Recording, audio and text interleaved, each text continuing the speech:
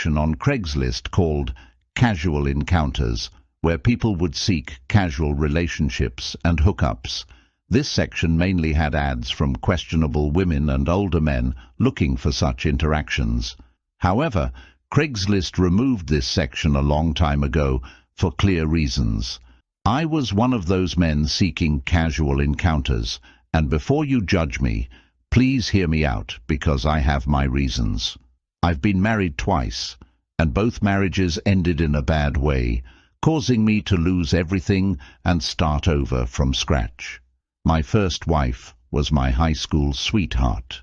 She went to college while I attended trade school. After she graduated, she found a job, and we got married. A few years later, we had a son. I was working on building my business during this time, putting in long and exhausting hours. I was rarely at home, so my wife decided to reduce her working hours, and despite not having a college degree, I was making more money than her. It was an arrangement we agreed upon to allow her to spend more time with our son. We were both 25 years old at the time. However, despite this agreement, my wife would frequently complain about my long working hours, even though she knew that I was dedicated to building my business, which was evident from the income I was bringing home. She would often start arguments with me when I returned home, tired, and simply wanted to rest. The situation took a troubling turn when she began accusing me of having affairs with other women out of the blue, which caught me by surprise, and I didn't address it, thinking it would eventually resolve itself. Things didn't improve between us. I even went to the extent of turning on the location feature on my phone so my wife could always know where I was. But she kept on insisting that I left my phone behind and went somewhere else to cheat on her. Truth is, I was never cheating. I didn't even have the time to cheat because I was swamped with work. My business was at a point where I had to be there all the time, or else it would fail. I tried to make things better by calling my wife every 2 hours, thinking it would help ease her suspicions. But I noticed that when I called her between 1 to 4 o'clock, she wouldn't answer. That got me thinking. Maybe she was accusing me of cheating because she was doing just that. I discovered that her phone's location feature showed she was always at home, so I decided to drive by my street and see for myself during those hours when she wouldn't pick up her phone. I parked on the street corner near my house and watched as my 19-year-old neighbor's son left my house. I was shocked. I couldn't believe she would stoop so low, all the while accusing me of infidelity when she was having a relationship with our neighbor's teenage son. When I confronted her, she initially denied it until I threatened to tell the neighbor's parents. Then she admitted to it and tried to blame me, saying it was my fault that she cheated. She claimed if I wasn't so focused on my stupid business, she wouldn't have strayed.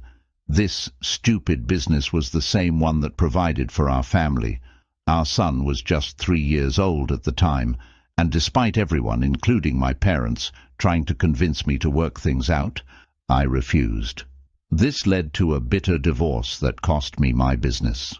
I made sure to expose my ex-wife's affair to all our friends and the parents of our 19-year-old neighbor. I even got into a big fight with the neighbor because I was deeply hurt that this young guy was involved with my wife. It's a long story, and I won't go into all the details, but the divorce was a bitter one. I lost my house, and my business eventually went under. My ex-wife thought she could use our son against me because she knew how much I was making from my previous tax returns. So I decided to take cash instead of using credit or debit cards to avoid the government tracking my income. This way I wouldn't have to pay her a lot of child support, as she seemed to want to rely on that money. The court garnished very little money, so she had to rejoin the workforce, and she struggled as a single mum. I didn't escape unscathed either, as my scorched earth strategy significantly affected my business, and I had to downsize.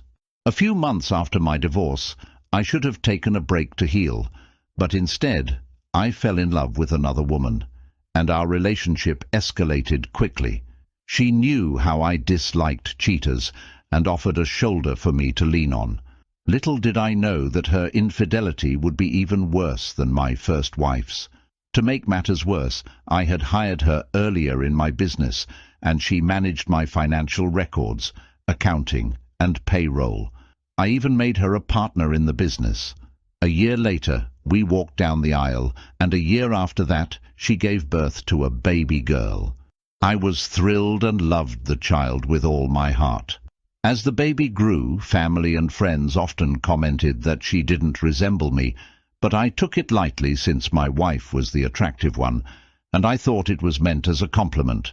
However, because of my past experience with infidelity in my previous marriage, I was always vigilant. When the child turned 5, I decided to get a DNA test, and to my surprise, the girl wasn't biologically mine. As you might expect, I didn't handle this situation well. I made threats towards my ex-wife and myself, and I even held her at gunpoint, which led to the police being called. Fortunately, the police didn't use deadly force, but I was arrested and taken to a psychiatric ward. It was a difficult time. While I was there, my ex-wife divorced me and took everything we had amassed together, both before and after we met. With the support of family, friends, and some compassionate medical staff, whom I consider heroes, I started to recover during my 7-month stay in the psychiatric ward.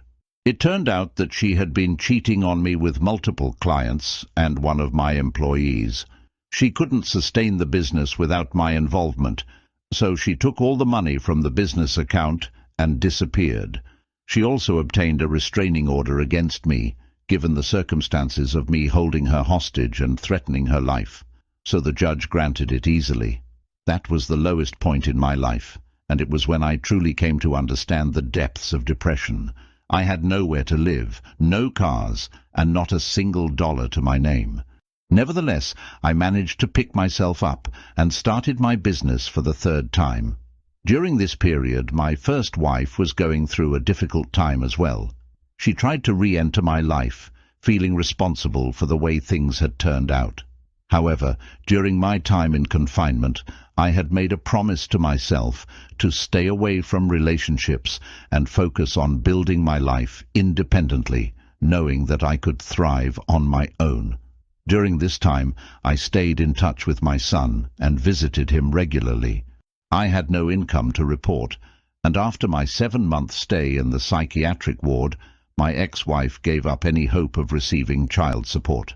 But when I got out and re-established my business, I supported her and worked on developing a relationship with my son. I worked really hard, and because I didn't have any women in my life holding me back, I managed to do better than ever over the course of 3 years. I wasn't rich, but I was leading a comfortable life. I went on some dates here and there, but I never took any woman seriously because I had lost my ability to trust them. Besides, I was too busy with work to commit to a relationship. If any woman I was dating at the time wanted me to choose her over work, I would break up with them without hesitation.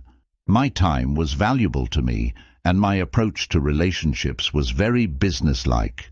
I didn't care if a woman loved me. I just wanted to relax, and any attractive woman available at the time was enough. I met women on dating sites, went on multiple dates with them before having sex, and it felt to me like the multiple dates were a waste of time and money. If the goal was simply to have sex, why not just pay for it and save time and money? I know this might sound a bit crude, but my time was precious, and I didn't want to spend it on dates with women who were just okay.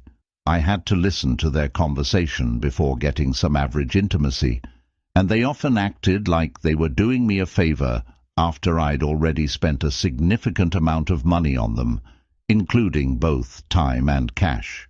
Spending $10,000 for unsatisfactory encounters didn't sit well with me, so I decided to cut to the chase and pay for sex up front, making it a more straightforward transaction. I wouldn't have to deal with them afterward, and it seemed like a better deal for me. This was how I ended up becoming a client for sex workers and turned to Craigslist. I narrowed it down to about 5 girls who became my regulars, so I didn't have to look for new partners as often, To me it felt like a good deal because they understood it was a transaction, and if they were a little nicer, I might give them a tip. The customer service I received from the girls I had in my rotation was excellent. To be honest, maintaining a rotation of 5 girls who understood that our relationship was transactional was less expensive and more satisfying than having one wife. I didn't have to listen to their problems or deal with the everyday drama in their lives. I was also traveling more when I decided to take a break from work. I visited places like Vegas and even went to South America a couple of times. Fast forward a few years, and my son had just graduated from high school. He expressed his desire to join the military, likely influenced by my father, who had a military background. I had several family members in the military, so it wasn't unusual. Although I wasn't the military type due to the impact my father's absence had on my family when I was growing up, I couldn't object to my son's decision. I gave him my blessing and felt proud of his commitment to sacrifice for the greater good. He proposed to his girlfriend, and they got married before he left for his military service. At the time, I didn't know what to make of it, as I didn't want to be the dad who told his son not to marry the love of his life. Given how things had ended for me in my past relationships, I hoped it would be different for him. My ex-wife attended his wedding as well, and I even made a comment about it to her. She tried to downplay it, but I understood that for a young man out at sea, having someone to write love letters to and the comfort of coming home to someone were important, so I didn't want to deny him that.